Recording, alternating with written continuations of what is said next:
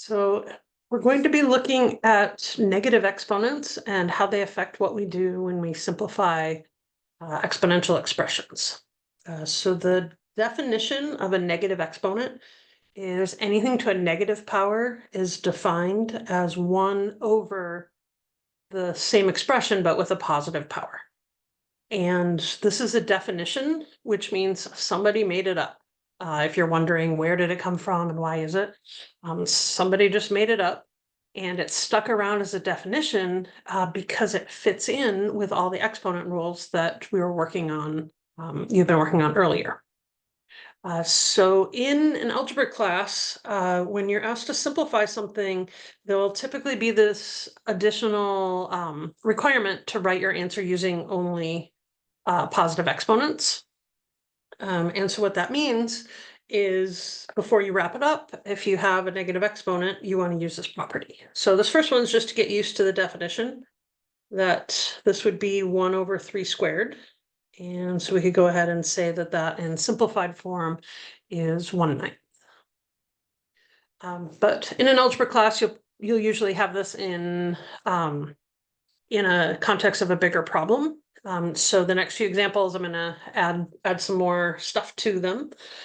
So in the second example here, I wanted to show the difference of the negative exponent. And so the negative exponent only applies to what it's connected to. So in this case, the x is the only thing to the -7th. If there's parentheses, such as in this next problem, then the -2 in this problem would apply to everything in the parentheses. So this 3 here has nothing to do with a negative exponent.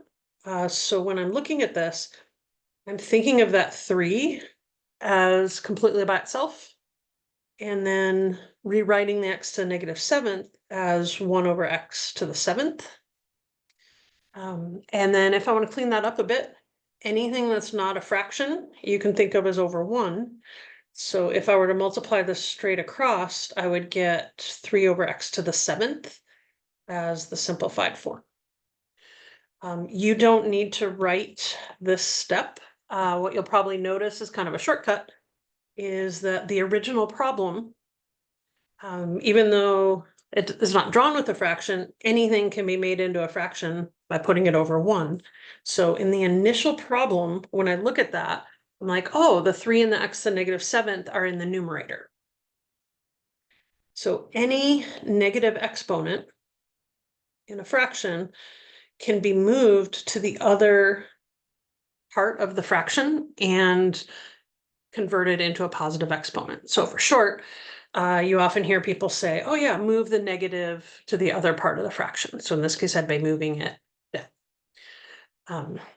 And so oftentimes that's a helpful thing to do. But as we get into more complicated expressions, that may or may not be the best thing to do right off the bat. You might want to wait a little bit. And so that's what I'm hoping to show in this next example here.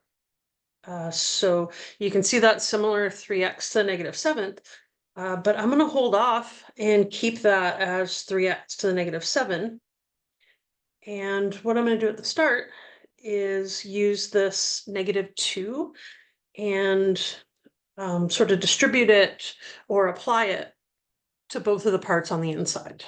So as we know from our exponent rules, when you've got multiplication and then an exponent on the outside of the parentheses, that exponent applies to each part on the inside. So this 2 becomes 2 to the -2 power. But now we've got x to the -5th to the -2. And we have an exponent power raised to a power. That's when you multiply those exponents. So I'm going to go ahead and do that. And the big advantage to this is -5 times -2 gives me +10. And so by recognizing that I can raise the power to a power and multiply, that takes away a whole lot of complexity, because now I just got plain old x to the 10th. So I often look to use properties of exponents because they hold whether they're positive or negative. So now as I continue on, I'm seeing the x to the 7th times x to the 10th. So I'm going to go ahead and add those together. So I've got x to the 17th, and then 2 to the negative 2. Now I'm kind of running out of things to do with that. I don't have anything to combine it with because there's not another base of 2. So I'm going to go ahead and move that down. So the negative 2 power in the numerator becomes a 2 squared in the denominator. And then I'll finish that off by rewriting that as 4. I can't do any simplifying with 3/4, so this would be my simplified form. So what I would recommend in general is don't do anything different when you see negative exponents. Try to use your main exponent rules, and then as you're getting closer to the end of the problem, go ahead and convert those when you don't have anything else to do to sort of reroute it. So I have one more example here just to show you kind of a typical level of complexity here. So at the start, I'm going to deal with these powers raised to powers. So I'm keeping the numerator just as it is, but now I'm going to take that cubed and apply it to both of those. So that's going to give me 2 cubed, and then a to the negative 4th cubed. I'm going to multiply those exponents. So I have a to the negative 12th. And then here I'm going to take this negative 2, apply it there. So again, power to a power, I'm going to multiply those. So that gives me b to the 4th. And this problem's got a lot going on. It's okay if you don't do this in the same order. Again, we should just end up at the same spot. So I'm going to go ahead and keep the numerator the same, but in the denominator, that 2 cubed can become 8. And then a to the negative 12th times b to the 4th. So I've got sort of 3 problems in one here to finish this off. So I've got 8 divided by 8, which is just 1.